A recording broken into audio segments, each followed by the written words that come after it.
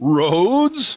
It's the Ernest Hancock Show. Where we're going, there aren't any roads. It's the same old story, same old song and dance, my friend. It's the same old story, same old story, same old song and dance. Yeah, the same.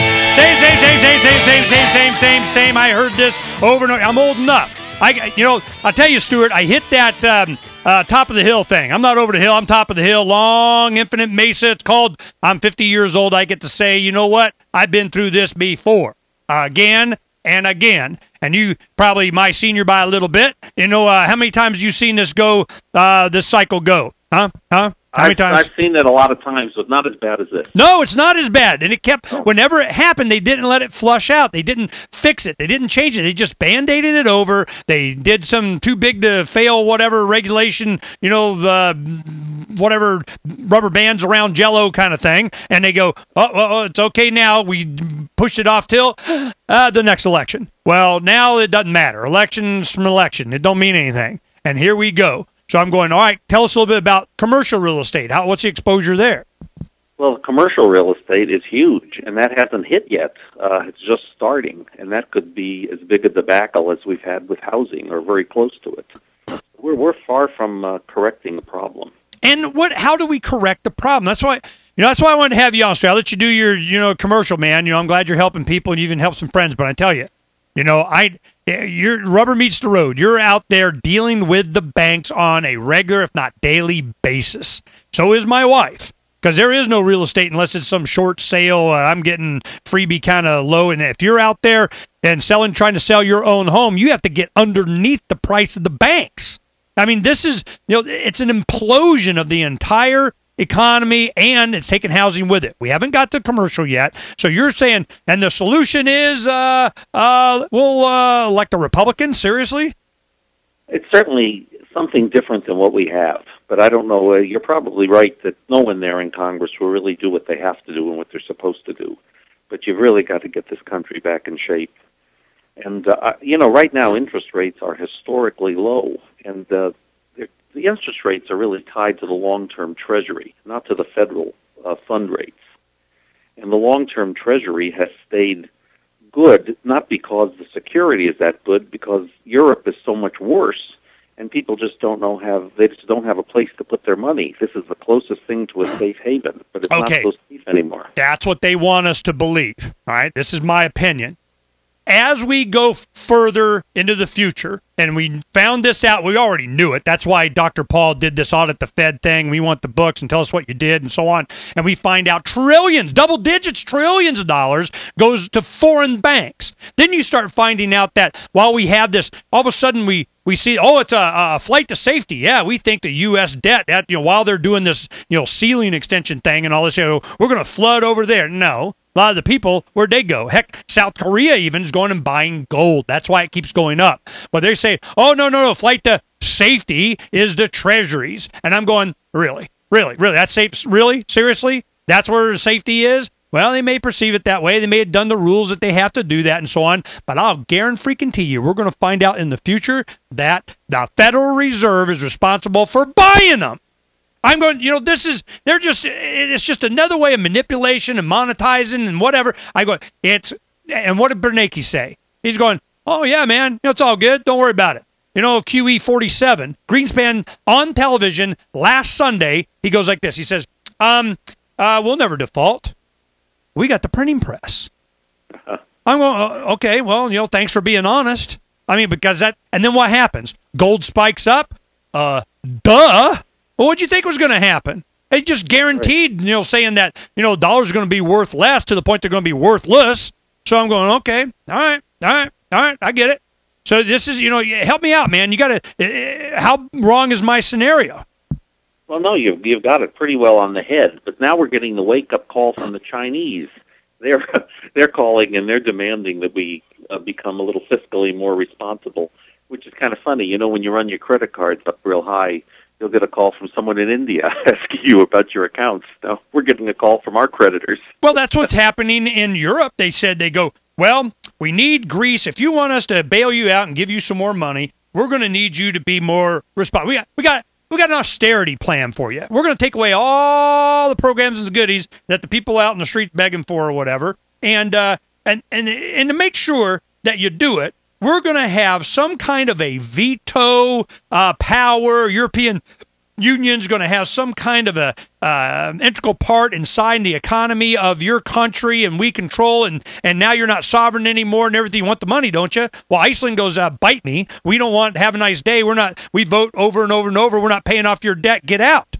So I'm going, it's so you want a one world government. I'll give you one world evolution, and that's what's going on all over the world. And everybody wants to couch this into that something that it's not. Oh, they're what? They're just making it up as they go along. What's really happening is the Central European banks, through the European Union, their political whatever, they're trying to get their hands in the sovereignty of these little nations, saying, you want us to bail your banks out, not even the people, or the country or whatever. You want us to bail you out? Fine. We get to have legislative control over your purse.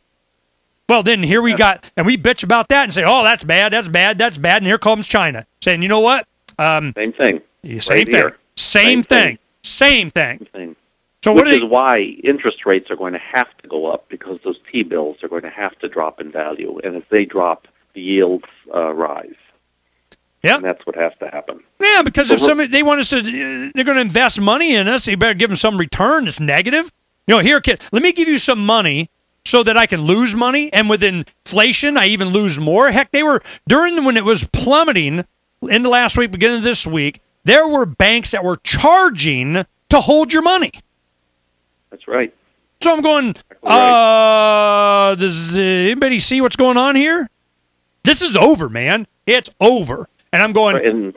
Exactly right. And 3/4 of the money in the United States is held in 10 banks. That's scary.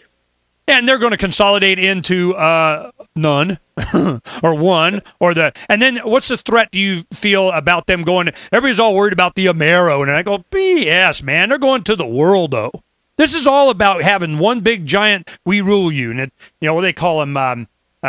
certificates of deposit or something, this SDR, whatever the heck it is, that they're doing on a world scale. They've been doing that for decades. They've just been sitting there waiting for this to happen.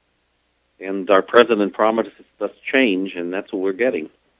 Yeah, chinkle chinkle in our pocket. I'm looking for a solution that's a little bit more, a little deeper than putting a R behind the name of some guy in the White House.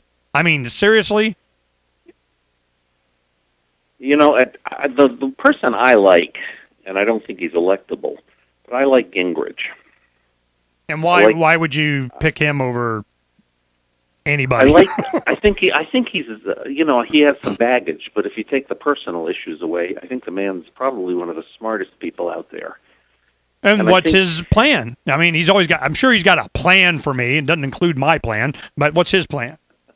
Well, from what I understand, he's really, we need someone in office who's going to try to get rid of these social programs to try to make this country solvent again. And that's what we need. That sounds like a Dr. Paul thing, man. Sounds like a Ron Paul thing. Well, I like Ron Paul, but do you think he's electable? That's the problem. No, whether he is or not, it is not even the point. They're not going to allow a change before an implosion, because that would mean that they lose control. See, they don't care, that it's like bookies. Goes up, it goes down. They don't care. They get their cut. They just want to make sure that whoever controls the money stays in power, the Federal Reserve. All the other stuff is just ancillary. It doesn't matter. They don't care. You're exactly right. So until we attack that, and the one thing you got to give Dr. Paul some props, man, he made this Federal Reserve thing a national, international, presidential, now we know what the heck's going on issue, and it never, ever, ever was before.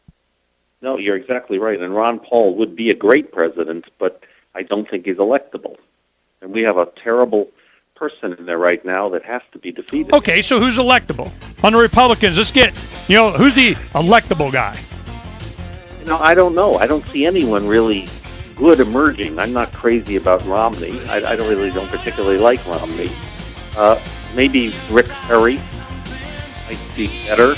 mean, anyone would be better than what we have. Well, we're going to watch the do debates tonight. You going to watch the debates tonight, Stuart? I sure am. Yeah, we're going to watch them here, too. On my 27th wedding anniversary, we're going to put it off a little bit, spend our anniversary with some friends. Donna says it's okay. And we're going to watch the debate tonight. Dr. Ron Paul, clean up, slap him around, slap him, boom, boom, boom, boom, boom. And then what? What are the talking heads going to say? How much respect are they going to give him? Are they even going to freaking understand what he's saying? Well, more and more people are.